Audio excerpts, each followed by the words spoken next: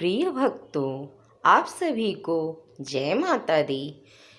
माता रानी की कृपा आप सभी पर बनी रहे। हे माता शैलपुत्री, आप ही शक्ति का आदि रूप हैं। आप ही सृष्टि की जननी हैं। आपके बिना यह संसार अधूरा है। प्रथम नवरात्रि में हम सभी आपकी पूजा करते हैं। सारे भक्त मन वचन कर्म से आपकी आराधना कर रहे हैं। हे माँ, कृपा कीजिए, हमारे जीवन से सभी दुख भय और संकट दूर कीजिए। हमें सत्य धर्म और भक्ति के मार्ग पर चलने की शक्ति दीजिए। तो बोलिए शैलपुत्री माता की जय हो। प्रथम नवरात्रि के दिन हम सभी भक्तों को प्रातः स्नान कर संकल्प लेकर माँ शैलपुत्री की पूजा आरंभ करना चाहिए और माता का अच्छे से पूजन प्रारंभ कर घी का दीपक जलाना अत्यंत शुभ होता है। इसलिए आप सभी घी का दीपक जलाकर माँ को लाल पीले फूल अर्पित करें और नैवेद्य अर्पित करें और माता की ओम देवी शैलपुत्रे नमः का जाप करके माता रानी की पूजा करें। माँ शैलपुत्री आप सभी के ऊपर अपनी कृपा जरूर बरसाएंगी। प्रथम नवरात्रि को इनकी पूजा करने से साधक का मूलाधार चक्र जागृत होता है। जीवन में स्थिरता, धैर्य और आत्मविश्वास की प्राप्ति होती है। माँ शैलपुत्री की आराधना से सभी पाप नष्ट होकर मोक्ष की प्राप्ति होती है।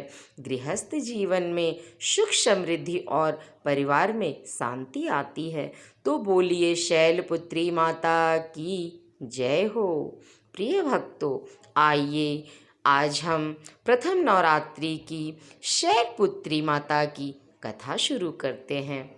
नवरात्रि की प्रथम रात्रि माँ शैलपुत्री की पूजा का विधान है। वे ही शक्ति का वह रूप हैं जिनसे संपूर्ण सृष्टि का आरंभ हुआ है।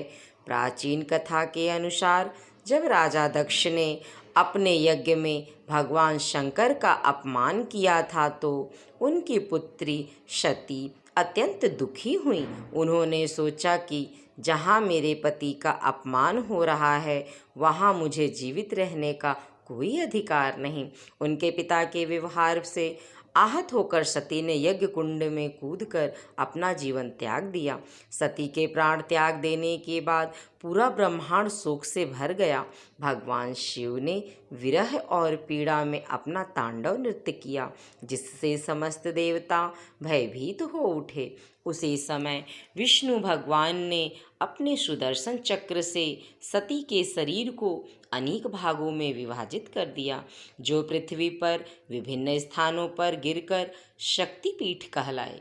सती ने अगला जन्म हिमालय के घर में लिया और इस जन्म में वे शैलपुत्री के नाम से प्रसिद्ध हुई। पर्वतराज हिमालय की पुत्री होने के कारण इन्हें शैलपुत्री कहा जाता है। बाल्यकाल से ही इनका स्वभाव अत्यंत शांत, तपस्विनी और भक्तिमय था।